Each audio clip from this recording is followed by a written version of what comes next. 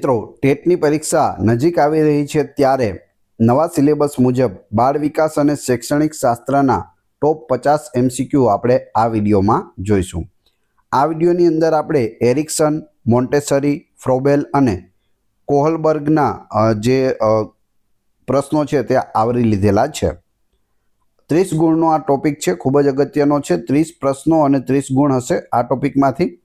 આની પહેલાં 9 part upload થયેલા છે, એટલે 450 પ્રશ્નો આપણે જોઈ ગયા છીએ। આ વિડીયોમાં આપણે 451 થી 500 સુધી જોઈશું। છેલ્લે તમારી ટેસ્ટ પણ લેવામાં આવે છે, આ વિડીયોમાંથી ત્યાં પ્રશ્નો પૂછાય છે, તો વ્યવસ્થિત વિડીયો જુઓ, પૂરો વિડીયો જુઓ અને ટેસ્ટ આપી તમે તમારું નોલેજ પણ ચેક કરી શકો છો। એ સિવાય ફ્રીમાં આની પીડીએફ પણ તમને પ્રોવાઈડ કરાવવામાં આવશે। તો જોઈએ ખૂબ જ અગત્યનો આ વિડીયો।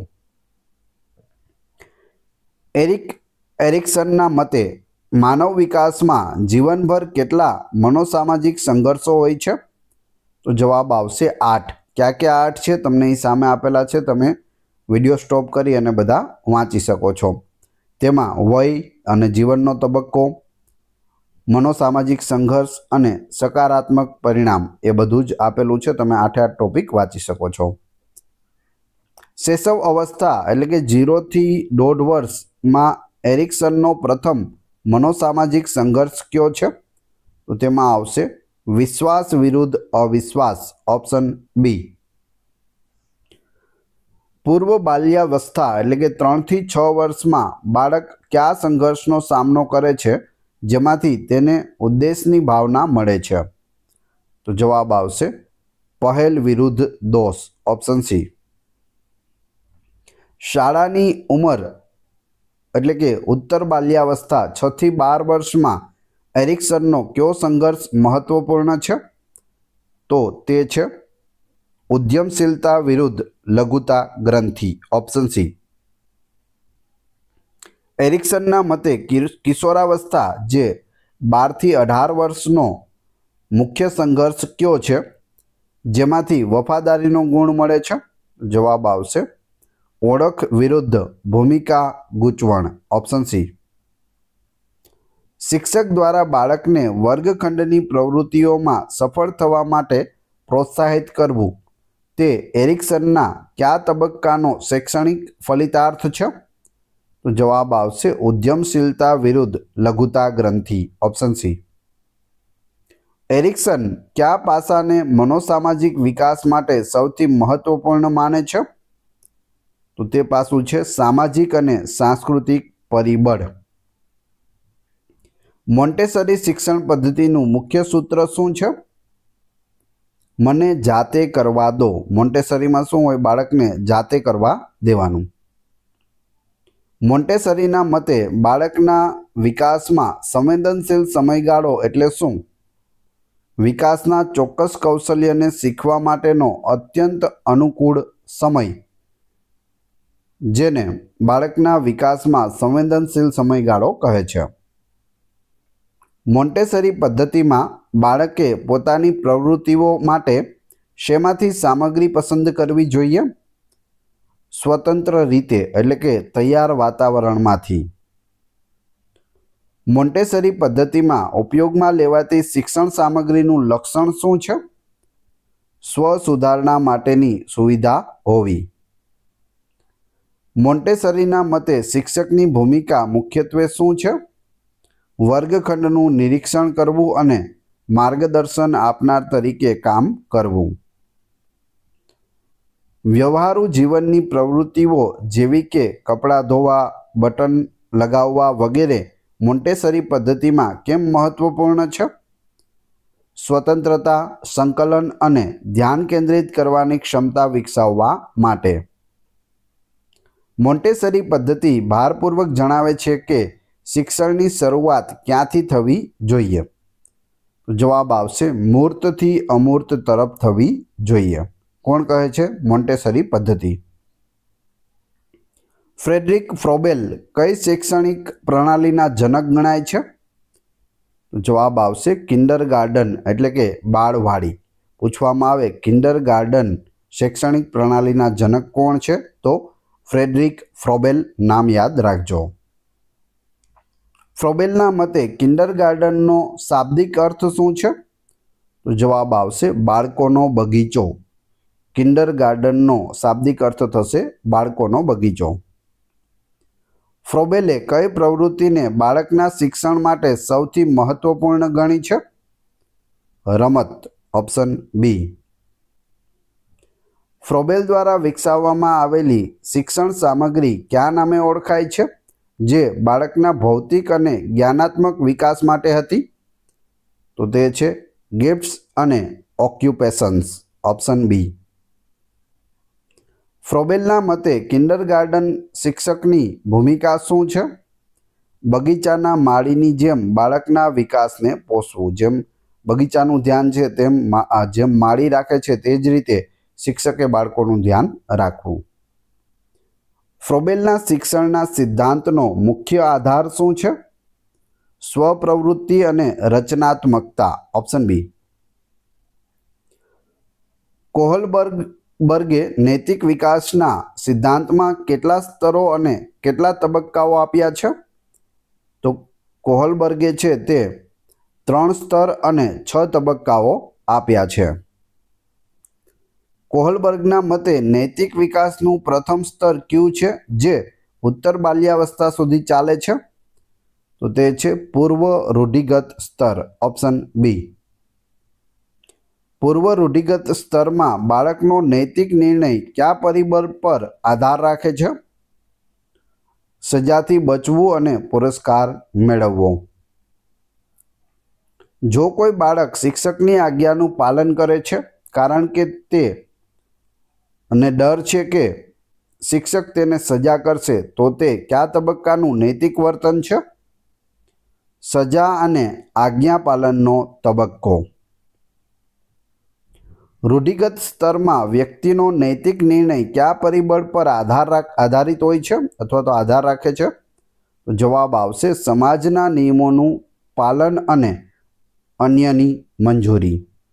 મિત્રો, વિડીયો પસંદ આવી રહ્યો હોય તો લાઈક અવશ્ય કરી દેજો અને ચેનલ ઉપર નવા હોય તો ચેનલને સબસ્ક્રાઈબ કરી બેલ આઇકોન પ્રેસ કરવાનું ના ભૂલશો, જેથી રોજે રોજ આપણે નવા વિડીયો મળતા રહે.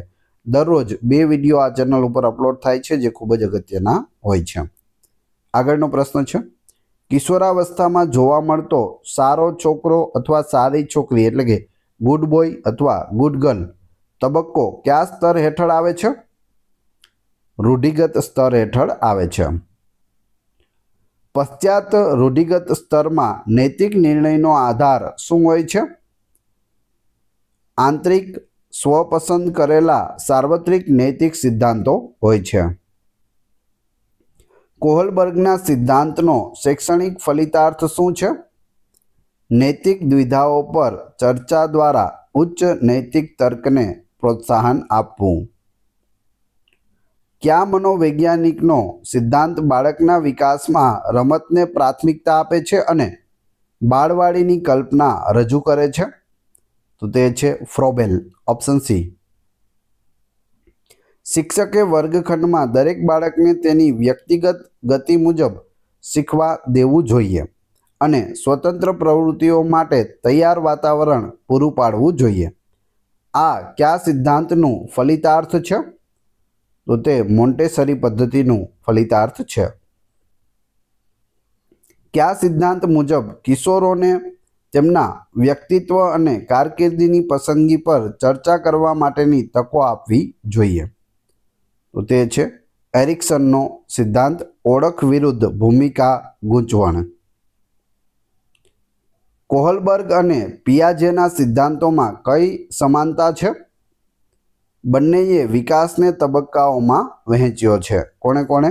કોહલબર્ગ અને પિયાજે, જીન પિયાજે. આત્મનિયમન કયા 2 સિદ્ધાંતોમાં મુખ્યત્વે જોવા મળે છે? મોન્ટેસરી એટલે કે સ્વસુધારણા અને એરિક્સન એટલે કે સ્વતંત્રતા, બંનેમાં છે તે આત્મનિયમન જોવા મળે છે.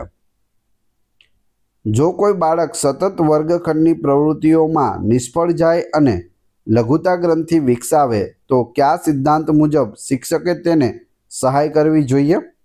જવાબ આવશે એરિક્સન, ઉદ્યમશીલતા વિરુદ્ધ લઘુતા ગ્રંથિ. Option B.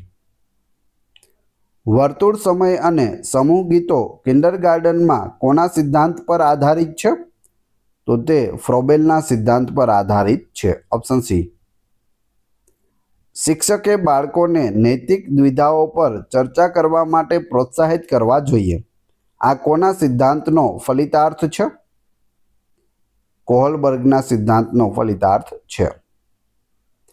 ખાનગી વાણીની સંકલ્પના કયા મનોવૈજ્ઞાનિક દ્વારા રજૂ કરવામાં આવી હતી? વિગોત્સ્કી છે તેના દ્વારા ખાનગી વાણીની સંકલ્પના રજૂ કરવામાં આવી હતી. નામ યાદ રાખજો, વિગોત્સ્કી. નજીકના વિકાસનો ક્ષેત્ર એટલે કે ઝોન ઓફ પ્રોક્સિમલ ડેવલપમેન્ટ ZPDનો સિદ્ધાંત કોણે આપ્યો છે? ZPDનો સિદ્ધાંત વિગોત્સ્કીએ આપ્યો છે. જો કોઈ બાળક દૂરથી નજીકના વિકાસક્રમ મુજબ પહેલા ધડ પર અને પછી હાથની આંગળીઓ પર નિયંત્રણ મેળવે તો આ કયો સિદ્ધાંત છે? વિકાસનો સિદ્ધાંત છે. બાળકની જ્ઞાનાત્મક રચનાને સમજવા માટેનો સિદ્ધાંત કોણે આપ્યો છે? જીન પિયાજેએ આપ્યો છે. બાળકના માનસિક વિકાસમાં સંતુલનની પ્રક્રિયા કોના દ્વારા વર્ણવવામાં આવી હતી? જીન પિયાજે દ્વારા. નૈતિક યથાર્થવાદ એટલે શું? નૈતિક યથાર્થવાદ જવાબ આવશે પિયાજેના મતે જ્યાં બાળક નિયમોને અફર માને છે, અફર એટલે અનચેન્જેબલ માને છે કે આ નિયમ છે તે ક્યારે પણ ચેન્જ થશે નહીં, તેને નૈતિક યથાર્થવાદ કહે છે. કોહલબર્ગના મતે કયા તબક્કામાં બાળક આત્મસ્વાર્થ પર આધારિત નૈતિક નિર્ણય લે છે? તો જવાબ આવશે વ્યક્તિગત ઇનામનો તબક્કો. Option C. એરિક્સનના મતે જો શૈશવ અવસ્થામાં બાળકને પૂરતો પ્રેમ અને સુરક્ષા ન મળે તો તે કયા ગુણમાં નિષ્ફળ જાય છે? હોપ એટલે કે આશામાં નિષ્ફળ જાય છે. મોન્ટેસરી પદ્ધતિમાં શિક્ષક બાળકનો સંબંધ કેવો હોય છે? પરસ્પર આદર અને સહયોગનો હોય છે. ફ્રોબેલના મતે રમત બાળકના આંતરિક જીવનને શેમાં પ્રગટ કરે છે? બાહ્ય ક્રિયાઓમાં પ્રગટ કરે છે. કોના સિદ્ધાંત મુજબ શાળામાં મૂલ્યોનું શિક્ષણ ખુલ્લી ચર્ચા અને ભૂમિકા ભજવવા દ્વારા થવું જોઈએ? કોહલબર્ગના સિદ્ધાંત મુજબ. એરિક્સનના કયા તબક્કામાં જો બાળકની પહેલને સતત અવરોધવામાં આવે તો તેમાં દોષની ભાવના વિકસે છે? જવાબ આવશે પહેલ વિરુદ્ધ દોષ. Option C. કયા સિદ્ધાંતનો ફલિતાર્થ છે કે પ્રાથમિક શાળામાં બાળકના સફળ કાર્યોને ઓળખવા અને પ્રોત્સાહિત કરવા જોઈએ? જવાબ આવશે એરિક્સનનો સિદ્ધાંત.